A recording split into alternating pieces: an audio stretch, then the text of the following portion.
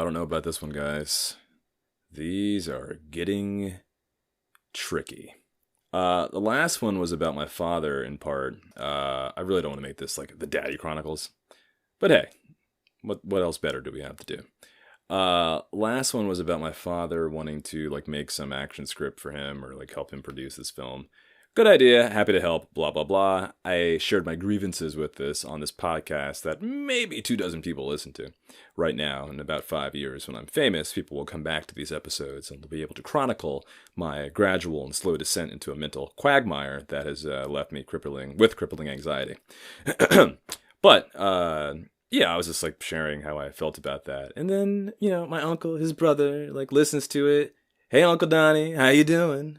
Hope you're enjoying the show. And he like tells my dad that like I don't want to help him or that like blah blah, basically like lost in translation, game of telephone and stuff. And I was like, look, and then my dad called me. He's just like, yo, Duval, man, if you don't want to make this movie, I don't want to press you. I was like, nigga, I'm 33 years old. If I didn't want to do this, I wouldn't do it. Period. Fast forward like a week and a half. Apparently. America is letting its prisoners out early. My father was eligible for parole and, was approved by the parole board, which is all well and good, and was very happy for him. But apparently he gets out like in a week and will be living with the quarantine family here in a week. So, that all just happened real fast, like. And it just like goes into all these issues with my mom because I'm like, was this always the plan for this guy to come live here? She's like, yeah, for about a year and a half. I'm like, okay, good to know. And again, I know him getting out early was a unexpected result of the circumstances of our current health pandemic landscape, and I'm sensitive to that. But holy shit, now I gotta like in a week get ready to like have a dad. And I'm, really entertaining just leaving. Because I can barely, like, coexist in this house with my mom, let alone, like, the dad I never had. Which, hilarious sitcom premise, but, like, not a hilarious life to live kind of situation. So, I don't know. This guy, and then, like, he's just, like, he's got schemes. He's like his son, or I'm like my father, where I feel like he's going to get here, and it's going to be a whole lot of, like, push it to the limit. Like, there's just going to be a lot of, like, sus dudes and there won't be, because my dad's over that life. But is he? Because I don't really know this guy. Not really. He's been a man on a telephone. He's been like that. He was like that episode of The Walking Dead where Rick keeps answering the phone, like all these random voices keep telling him shit. It's kind of the relationship that I've had with my dad for the past 33 years. So I don't know. It's whatever. I'm not particularly excited to have this, Uncle Donnie. Ratting on me and shit. Isn't this some shit the hood always talking about? No snitches and all this shit, and then my hood fucking family decides to be a bunch of snitches? You motherfuckers. See, this is not gonna go well. This is not gonna go well. But hey, it has to, right? And this nigga's been in prison. I'm calling him a nigga because he's a nigga, in the truest sense of the word, and then with all the love in the world. But he's fucking, this is Mr. BMW and, Armani suits and Ferragamo shoes, trying to live in the fast lane. And then all of a sudden is supposed to be this man of the woods. I don't know about this. Yeah. Never thought I'd miss my stepdad. Because my stepdad was an asshole, but he was like the law. He was a drill sergeant and, drill sergeant in the army and a corrections officer, the polar opposite. You see how the psychological damage my mom has ingrained in me. Not only so marries creates me with a criminal, and then goes off to then marry a criminal keeper, a corrections officer, my stepdad, from like 1995 until for like 10 years they were together. My mom and my stepdad, who was an asshole growing up, but like looking back, I was like, oh, that guy had some sense of order. And kept the wheels on this madness. And I, looking back, appreciate him for that. And now I have to deal with Tony Montana Light, or more accurately, an episode of Arrested Development. And although Duval's strained relationship with his father would soon come to a head when he was forced to live with him, Duval had another impending doom that he did not anticipate. I don't know, something like that. Yeah, I'm not looking forward to this at all. Not because I don't like my dad. That's the thing. I love my dad. I just wanted to love this motherfucker from a distance. You know what I mean? I wanted to pop in every once a month and be like, hey, you good? All right, fantastic. And I didn't know that like he was going to be living with my mom again. I thought that was like done. So they were like secretly like rekindling that relationship, which is fine. And I'm happy with them. But now I'm like, okay, wait, what? It's just a family of secrets. I'm sick of the fucking secrets in families. When I have kids and get married, I'm going to have like the most open, like, all right, dudes, here's what it is. Your mother and I, we fuck. Maybe that's not appropriate. Yeah, they'll be fucked up too. I guess it's just the DNA. Just a horrible parenting that goes through the DNA. Yeah, I don't know. Envious of all these, like, and then like across the street, because, you know, this is like a very rural, basically this is farmland where my mom's house is. And, you know, most of the people around here are these, like, white as fuck, either, like, rednecks or just, like, LL Bean catalog white people. And I'm on my solo walk that I do, because it's the only thing that gives me a sense of stability in this quagmire of fuck that we're in. And I'm coming home, and I see this, like, caravan, this convoy of, like, SUVs, like, pulling into the neighbor's driveway, like, honking horns and shit. I'm like, are they getting raided by the ATF? Like, what is this? And they all get out in like in a very organized, like semicircle, 6 feet apart. These white people get out and say, happy birthday, whatever the girl's name is. And they all run outside and have this like social distant parking lot, driveway birthday celebration. And I was just like standing there with my hands in my hip, like, fucking white people. You guys are just so normal. And just like, you know, honey, you know what we ought to do? Let's load up the hatchback Mercedes. What do you call this? There's the sedan and then the touring. Let's load up the touring Mercedes and we'll drive up and do a social distant birthday party for little Sarah, who's going off to Oberlin College when schools start back up. And they're just like so fucking normal and happy. Meanwhile, I'm brooding in the woods, yelling at myself, preparing how to like do battle with my father, who's about to be released from prison prematurely because the prison said, we don't want to have you in here anymore. So yeah, it's just, there's a lot of discrepancies. Oh god, this is so stressful. Trying not to drink, but this isn't helping now. I don't know. I'm just like, and the thing is like, I can't move either. Like my plan anyway was to go back to LA or literally anywhere else. But, you know, with everything being what it is, it's like, can I even go to a place?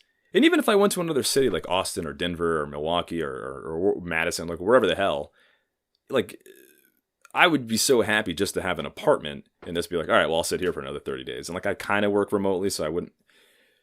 Oh boy. Well, I thank you guys. Whoever is listening to this, I really appreciate it because I tried that Talkspace, that virtual therapy. I gave them a ring. And like you go to this chat room and it's just like, hello, welcome to Talkspace. Have you tried to commit A, suicide, B, harm someone else, C, harm someone else and commit suicide? I was like, oh, this is what it's come to. some 1993 AOL bot diagnosing my horror. And I know they connect you with like an actual therapist at some point, but I just gave up halfway through it. I was like, this is not the way I'm going to get some help. And Duval needs a lot of it. Definitely will be trying antidepressants and anti-anxiety medicines. One or the other. Probably more anti-anxiety medication. Buspar. Because this is it. This is the breaking point. My live-in father, who I don't even know what his plan is. Like, you don't got no job. Like, you don't got a computer. Is he expecting to, like, talk to me? I don't even talk to my mom. I, like, give my mom a head nod and say, you good? All right, good. And return to my quarters. This motherfucker's gonna want to, like, catch up in 33 years. I'm like, And again, I know one of my cousins or half-brothers or uncles will be listening to this and say whatever the fuck you want. I'm allowed my pain here, okay? I love my dad very much, but this is the consequence of not having a father for 33 years. You get a little loose in the brain. I sound like a psychopath. But I am. And so is my father. Do this Return to the Jedi scene with him. Yeah, I'll still have a lightsaber battle with him. Sister, so you have a half sister. If you want. Maybe it'll be good. Maybe it'll be like just jokes like this. Maybe we'll be able to. But I need to be alone, man. Like, I don't like talking to people for long periods of time. I don't know. This is the weirdest. This is the worst fucking timeline. I swear to God. It all started when Gore lost. If any time travelers are listening to this, go back in time and make sure Gore wins. Poke one more hanging Chad, so Gore can become president. Because I guarantee that's when all this shit went south. For my life, anyway. Anything else I'd like to share with you guys? I'm reading The Bonfire of the Vanities. A beautiful woman who owns a coffee shop, who's married, gave me this book, The Bonfire of the Vanities. And it's just like white yuppie literature, which is pretty much all I read. And not because I identify with white culture, I identify with money and power. No one writes about that within the black community, outside of, unless it only has to do with the hood culture that I'm from, but would like to kind of put a little distance between, if you don't mind, culture. And the second chapter is called The Master of the Universe, or Masters of the Universe. And you're just seeing this guy who like thinks the world of himself, but really is a piece of shit, which kind of sounds like me. So it's a good book. The first chapter that I read, I recommend it. Some lesbian shit bothered me today. What was I seeing? Women are always just like, I don't know if I talked about this before, but there was this Forbes article about like the countries with like the lowest corona infections and highest level of containment have one thing in common. Can you guess? And it's like 7 white women from countries that are the size of Maine and have had an autocratic government for the past like 5,000 years, and they have a homogeneous environment, society that has no diversity whatsoever, and they're used to being told what to do. But it's because women, not because they come from fucking years of autocratic rule. And our country is solely comprised of one race that all think the same thing and believe the same things, not the great American experiment that is the United States of America. It has bothered me. Like, we attribute everything that's good to being a woman now, and there's nothing wrong with that, but oftentimes it's just rich white women is what we're really saying. And like every once in a while, someone will point out that the picture only has white women in it, and then they'll re-edit it so it has like one fucking random leader of color. Like it was like a China woman, like the president of Taiwan or something, who clearly doesn't like black people, which is another thing that bothers me. People have been on this whole like, don't be racist towards Asians, which you shouldn't. But people are also acting like Asians are these like, egalitarian, utopian society people that care about people of color. Chinese people don't give a fuck about black people in this country or in their own, and you can research that on your own. They are raping Africa industrially, basically recolonizing Africa, the Chinese, and then are like banning them from McDonald's in some random province in China because they heard black people had coronavirus that they created. All right, this is getting a little Rush Limbaugh-y. Yeah. All right, well, I just wanted to get that off my chest. This fucking virus, I tell you what. I guess all I can do, so look, today's Saturday. Part of me is just like, I will be gone by Wednesday before my father returns here. And it's like, oh, God. I mean, I'll say all this shit to him, but in the meantime, I don't even think he knows what a podcast is. All right. Love you, Dad. See you soon. And I love you guys. This has been Ouch My 30s. Parents. You'd think parents like get their shit together more as you get older, but the exact opposite happens, which is another interesting part of life that I could never have anticipated. That's okay though. That is fucking okay. I'll try a joke because I've not been doing stand-up. I changed my doctor a while ago. I used to go to this one doctor who was like a more older, stern guy, kind of like an old school doctor. And I would only in my 20s go to the doctor for STD tests because nothing else was wrong with me. I got to my 30s and then everything was falling apart. But in my 20s, when I would go to get an STD test, I told my old doctor, I was like, look, I had a slip up. I didn't use a condom. And that only happened once in my entire like sexual history. And he looks at me and he goes, "You are playing Russian roulette." Russian roulette. I was like, oh God, I gotta get a new doctor. I do not like what this guy has to say. So I changed doctors, and I got this like cool young guy, and I told him the same thing. All right, so maybe it's twice I didn't use a condom in my 20s. The point is, I'm clean now at 33. But I told the new young doctor, I was like, yeah, I had to slip up. I didn't use a condom with this girl getting an STD, and he goes, yeah, honestly, it's pretty hard to get an STD from a pussy. And I was like, I like this guy. So, doctors change. Oh, God, I miss stand-up.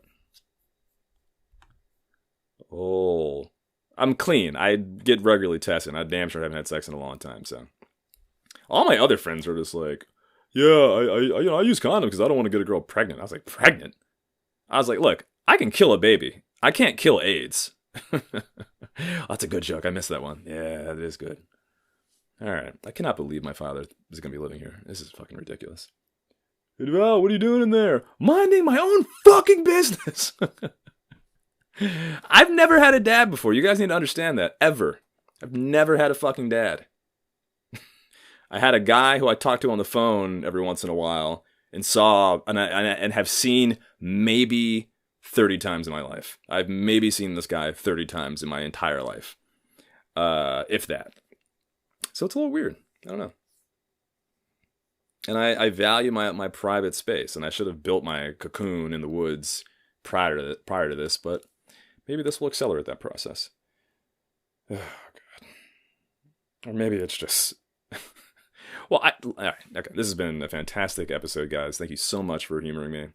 Until next time, take care of yourselves and each other.